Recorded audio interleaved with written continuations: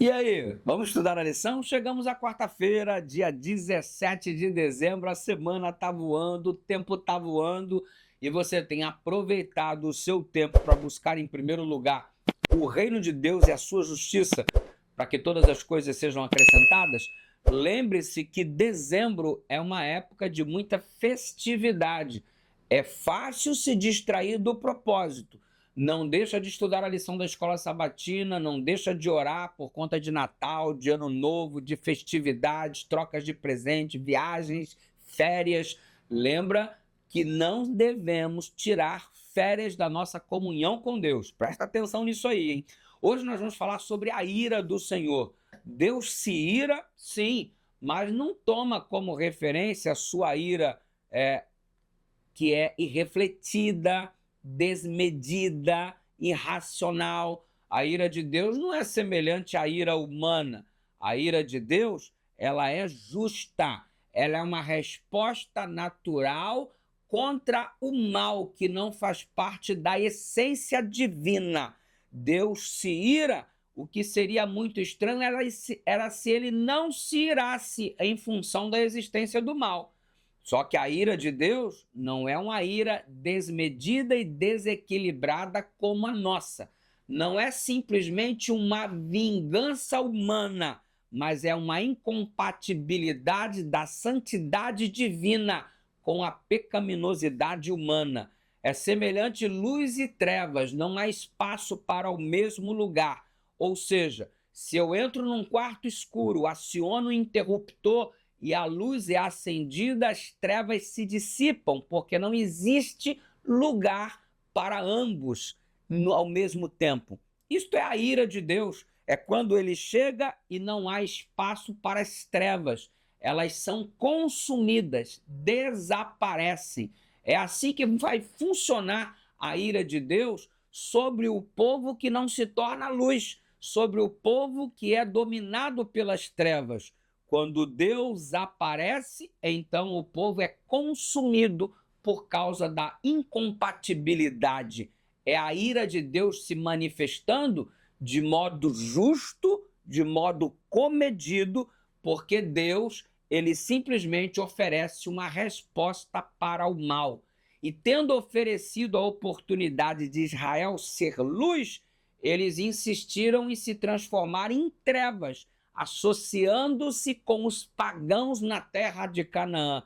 E Deus então anunciou: vocês serão destruídos, porque lhes dei oportunidade para brilharem, mas vocês estão dominados pelas trevas. E como eu sou luz, uma vez que estou no meio de vós, vocês serão consumidos. Incompatibilidade. Não é uma raivinha, não é uma vingancinha humana descomedida, irracional.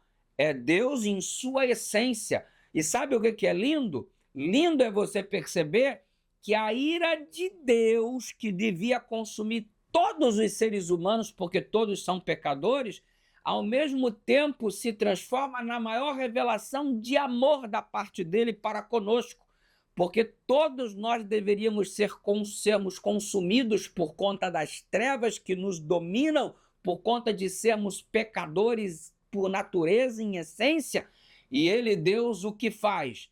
Ao invés de nos eliminar, de recebermos o justo salário, que é a morte, ele então entrega ao próprio Filho, para que o Filho absorva esta morte como resultado desta ira, desta incompatibilidade, para que nós tenhamos chance de obtermos a absorção de todos, a absolvição de todos os nossos pecados através da absorção de sua graça em nossa vida. Percebe? Ou seja, a ira de Deus demonstra o quanto ele nos ama, porque ele nos ama a tal ponto de lançar esta ira não sobre mim, mas sobre o Filho que morre em meu lugar, para que eu tenha a chance de viver, uma vez que a morte que me pertencia, por ele, Jesus, ela foi tomada. Percebe? A ira de Deus se manifesta. Jesus se transforma em incompatível para que eu seja compatível. Ele absorve as minhas trevas para que eu me transforme em luz. Isso é lindo. Você percebe que a ira de Deus nada mais é do que a revelação do quanto ele nos ama, porque esta ira foi lançada sobre Jesus. Se você não aceita Jesus, então você tem que se resolver com a ira divina, com a sua incompatibilidade, que em Cristo é resolvida, mas sem Cristo é você que resolve, e o resultado é a morte eterna. Pense nisso. A ira de Deus nada mais é do que uma face do quanto ele nos ama. Ora comigo. Pai querido, muito obrigado pelo esclarecimento que tua palavra nos dá acerca deste assunto tão importante. E obrigado porque ao estudarmos sobre a ira, na verdade enxergamos o quanto somos amados em nome de Jesus.